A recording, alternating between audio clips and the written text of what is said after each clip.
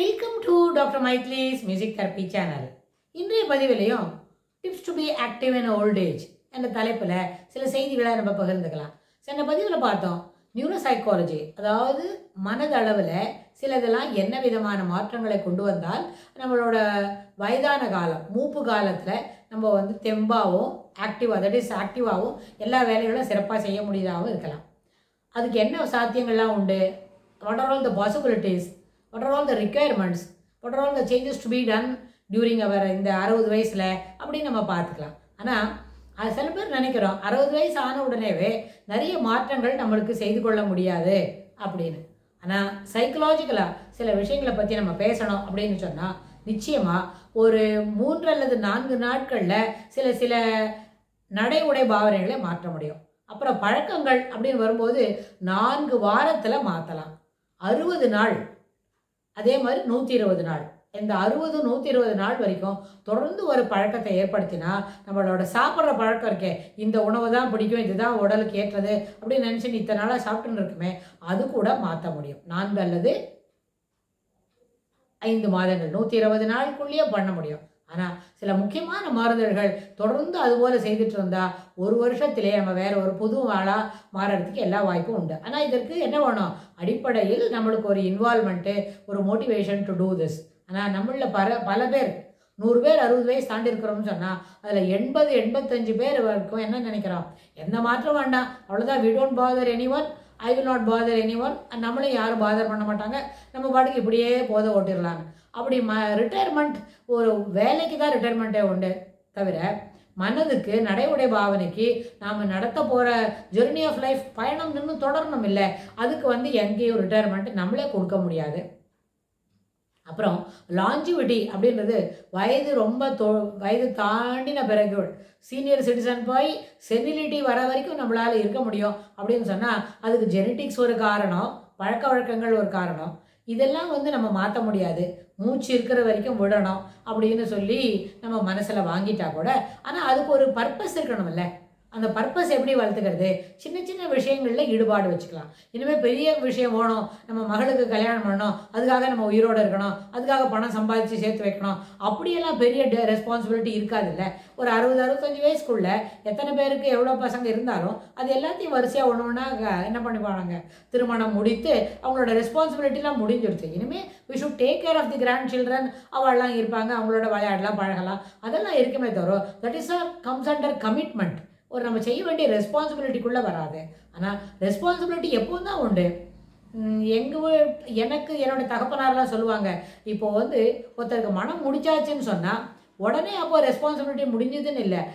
ஒரு மகனுக்கு மனம் முடிச்சா அந்த வரக்கூடிய மகளுக்கும் அவளுக்கும் சேர்த்து சில என்ன பண்ணணும், நல்ல விஷயங்களை நம்ம தயார்படுத்தி தரணும். அதுபோல தான் மகளுக்கு கல்யாணம் பண்ணால் மருமகனுக்கும் அதுபோல் சில முக்கியமான செய்திகளை தயார் பண்ணி கொடுக்கணும். த ரெஸ்பான்சிபிலிட்டிஸ் என்ன ஆடட் டு இட் இருந்தாலும் தட் இஸ் என்ன பண்ணுது, சுகமான சுமை அப்படின்னு சொல்லி நம்ம எடுத்துக்கணுமே தவிர அதுக்காக நம்மளை பைண்ட் பண்ணிக்கிறது அப்படின்னு நினைக்க வேண்டாம்னு சொல்லுவாங்க. அது என்ன காரணம்? இதுதான் ரெஸ்பான்சிபிலிட்டிஸ் மேலே 60 வயசு தாண்டினா கூட தொடர்ந்து நம்ம என்ன செய்யலாம், நம்மளுடைய கடமைகள் சின்ன விஷயங்களில் ஒரு ஈடுபாடு வச்சுக்கணும். அப்போ என்ன செய்யணும், இந்த சரீரத்தில் தட் இஸ் இந்த ஜெர்னி ஆஃப் லைஃப் இருக்கு, இந்த பயணம் எப்பொழுது முடியும்னு சொன்னால் சில நேரத்தில் ஒரு கர்வு, ஒரு கிராஃப் போட்டு பார்த்தா ஒரு சில வயது காலத்தில் ரொம்ப ஓவர் ஆக்டிவிட்டி நிறைய இருக்கும், சில ரெஸ்பான்சிபிலிட்டி இருக்கும், பர்டனாக இருக்கும், எல்லாமே இருக்கும். ஒரு 60-65 வயசு தாண்டிடுதுன்னு சொன்னால் தயவுசெய்து அந்த அளவுக்கு கர்வு என்ன இருக்காது, ஸ்ட்ராங் பர்ஃபார்மன்ஸ் லெவல் காட்டாட்டா கூட, ப்ரொடக்டிவிட்டி இல்லாத கூட நிச்சயமாக அது என்ன இருக்கும், இட் ஹாஸ் டு கண்டினியூ. அப்படியும் உள்ள போயிட்டு இருக்கோம். அந்த கிராஃப் எப்படி இருக்கும், ஒரு ஈவன் லெவலில் ரொம்ப வேரியேஷன்ஸ் இல்லாமல் ஒரு சரியான நேர்கோடு இல்லாட்டா கூட அப்படியும் போய்கிட்டு இருக்கோம். ஸோ அதனால் என்னாச்சு, ப்ரொடக்டிவிட்டி இது இருந்தால் தான் லைஃபு, இல்லாட்டி போனால் இல்லைன்னு இல்லை. Even your presence will make a very difference. There is a huge difference between என்ன இல்லாமல் போகிறதுக்கும் ப்ரெசன்ஸுக்கும் நிறைய டிஃப்ரென்ஸ் இருக்குது. ஸோ அந்த ப்ரெசன்ஸே நிறைய நேரத்தில் நம்ம பிள்ளைங்களுக்கு ஒரு மொரல் பூஸ்டராக அமையும். அப்பா இருக்கிறாங்க அப்படின்ற ஒரு நம்பிக்கையே அது என்ன பண்ணும், தலைக்கு மேலே தூக்கிட்டு போகும். ஆனால் இல்லைன்னு சொல்லும்பொழுது அந்த void how you can fill it up. அதனால் வயது ஆயிட்டுன்னு சொன்னால் பிள்ளைங்களும் சிரமப்படுவாங்க தான், வயசானவங்களை பார்த்துக்கிறது கஷ்டம் அப்படின்லாம் நிறைய ஒரு கொட்டேஷன்ஸ்லாம் போடுவாங்க. அது வந்து ஒரு பப்ளிக் பிளேஸில் கூட போய் சொல்லுவாங்க எனக்கு இப்படியெல்லாம் சிரமம் இருக்குதுன்னு சொல்லி. அதெல்லாம் ரொம்ப என்ன ஏற்றுக்கொள்ள முடியாத விஷயம். இது வந்து பழுத்தோலையை பார்த்து குருத்தோலை எப்போவும் சிரிக்க முடியாது. ஏன்னா இந்த குருத்தா இருக்கே, இந்த குருத்தும் இன்னும் ஒரு நாள்லையோ ஒரு வாரத்துலையோ இதுவும் பழுக்கத்தான் செய்யும். இப்போ ஒரு மரத்தில் இலை இருக்குன்னு சொன்னால் அது பழுத்து உதுறது எப்படி நியாயமானதோ அதுபோல தான் இந்த சரீரம் என்பது பழுத்து கீழே சாஞ்சிட்டுன்னு சொன்னால் உள்ளுக்குள்ளே இருக்கிற ஜீவன் அந்த உயிர் கிளம்பி போயிடும். அது எப்படி ஒரு ஆன்மீக ரீதியாக சொல்லணும்னு சொன்னால் அந்த பக்ஷி எப்பவும் பறக்கிறதுக்கு சரியாக தான் இருக்கும், தயாராக தான் இருக்கும். ஸோ அதில் மாற்றம் இல்லை. பிறப்பு என்பது எப்பொழுது வந்ததோ அப்போ கண்டிப்பாக அது கடைசி நாளும் ஒன்று தான் இருக்கும். ஆனால் அதுக்குள்ளே செய்ய வேண்டிய வேலைகளெல்லாம் வேகமாகவும் பரபரப்பாகவும் செய்யணும், நிதானமாகவும் செய்யணும், சரியாகவும் செய்யணும், சிறப்பாகவும் செய்யணும். மேன்மை பொருந்திய விளக்கங்களையும் அதுக்கு கொடுத்துருக்கணும் இல்லையா? அப்போ இன்பிட்வீன் தீஸ் 2 லைன்ஸ் எப்போ டேட் ஆஃப் பர்த் வந்ததோ அதுக்கப்புறம் ஒரு நாள் வரும் கடைசி மூச்சு உள்ள நாள் அப்படின்னா அதற்குள்ளே செய்ய வேண்டிய வேலைகள் நிறைவு இருக்கு. செய்ய வேண்டிய சமுதாயத்துக்காக செய்ய வேண்டிய வேலைகள், தனி மனிதனோட சௌகரியத்துக்காக செய்ய வேண்டிய வேலைகள், தன்னுடைய மக்கள் அவங்களுக்கு செய்ய வேண்டிய செயல்கள் செயல்பாடுகள் இது எல்லாமே நிறைய தான் இருக்கும். அதனால் ஆக்டிவாக இருக்க வேண்டியது அத்தியாவசியம்.